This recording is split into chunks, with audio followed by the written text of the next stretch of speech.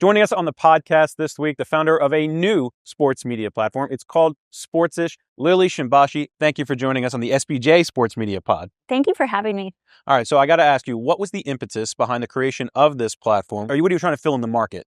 I just explained it in this panel, but I truly felt as if I was constantly trying to prove myself as a female fan. I grew up with a lot of brothers. I grew up with a dad who worked in pro sports, and I knew sports just like the rest of my male fellow students, but I was constantly quizzed or asked questions. And then I grew up and I was still being quizzed and asked questions, even as an adult woman who was working in professional sports. And so 2 years, 2 seasons with the Utah Jazz. Mm-hmm. And I really felt like, A, they weren't speaking to their female fans, but B, the female talent behind the scenes, and this is years ago, were not being treated well. And so the combination really helped me see women in the industry, just in general, were not being spoken to. They were being overlooked, and they were really mostly being undervalued because I knew the power of my friends and things they were loyal to, brands they were loyal to. I mean, book series they're loyal to, and they blow this stuff up. They're loyal, engaged, active fans. So what could I do to bring them and that same energy into sports? And I knew I needed to make sports more digestible for them, comfortable for them, fun for them. But also, I knew that they could be rabid and intelligent sports fans. They just needed to have this first entry point. And so that's what Sports.ish is. It's that entry point that creates female fans. And then if you're already a fan, it empowers female fans. Well, just in terms of content, because people are going to see this, they're going to be checking out Sports.ish. Yeah. Is a lot of the content geared towards women's sports, women in sports, or is it just across the spectrum? It's across the board. Women's sports are incredibly important to me. I try and do a 50-50 split because I think naturally women like to celebrate other women. And with our female fan base, they want to know about women's sports. They want to cheer on their fellow women. I say girls watch women's sports, and it's true. Sports in general, men's sports are such a part of mainstream culture that there's a lot of an appetite for that as well. And of course, they're interesting, they're fun, and who doesn't love the Super Bowl, and who doesn't love Jalen Hurts? And we also talk a lot about men's sports, and there's really a good balance between the two in our content.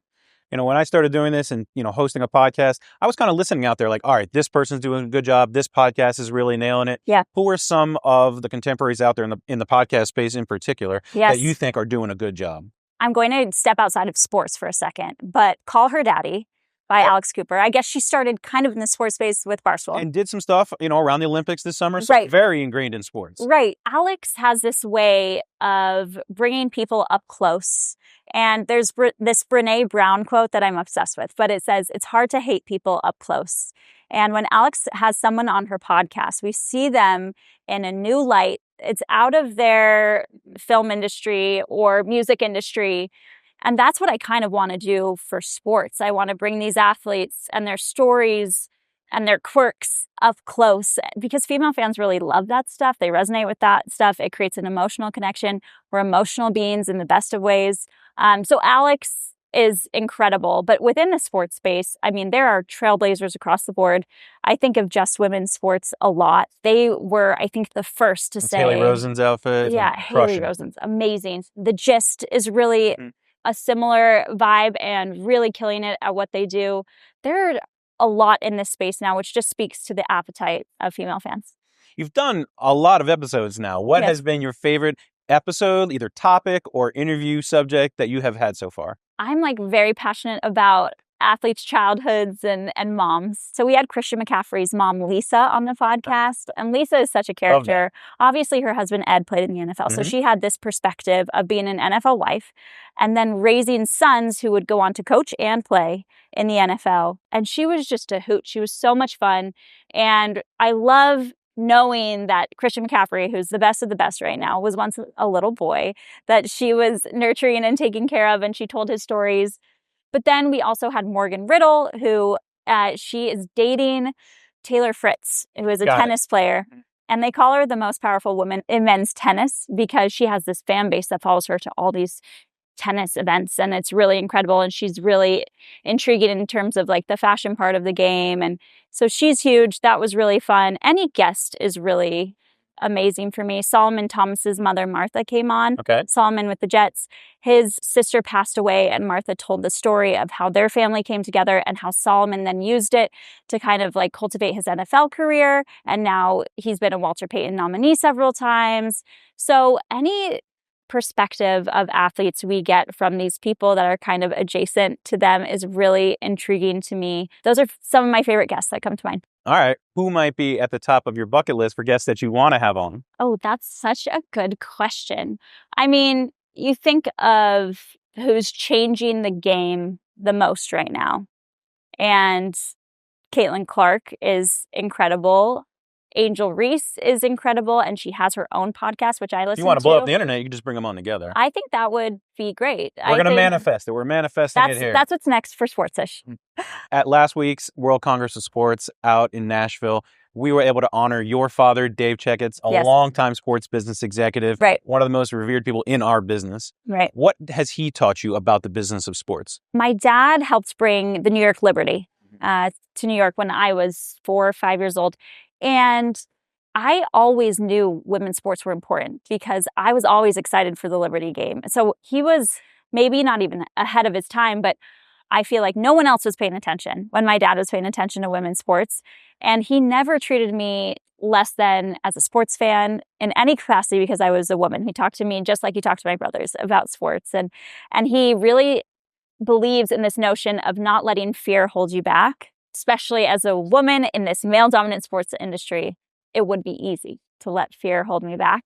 And I did delay the launch of this company years after I created that original business plan 7 years ago, 3 years in between creating the business plan and launching Sports.ish because of fear. But then when I finally sat and really let my dad's message of not letting fear hold me back resonate, I had the courage to go do it. It's a good message. Good father. Yeah, he's a good dad. All right, Lily, we'll get you out of here on this. What is a big issue of something that is going on within sports media in particular that you are really paying attention to? Do you want me to ruffle a little bit of feathers? Ruffle away. Okay, great. So I have this huge issue with male athletes who have violent histories in their past with violence against women and how they are being platformed and spoken about as if it never happened.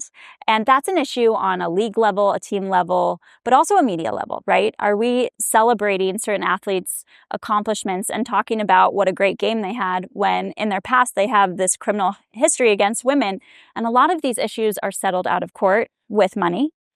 So it doesn't, just because they weren't thrown behind bars doesn't mean they weren't actually guilty of these accusations, especially those that have like a lot of accusations against them in their past. And so I will not platform any of these athletes, speak about any of these athletes, at least in a positive way, because that's not authentic to our female fan base, and they shouldn't be allowed to play.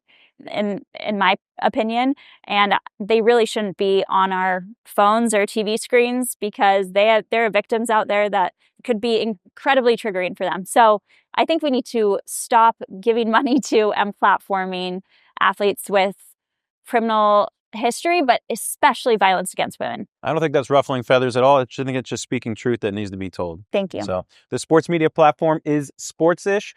Lily Shimbashi, thank you so much for coming on and talking about it. Thank you so much.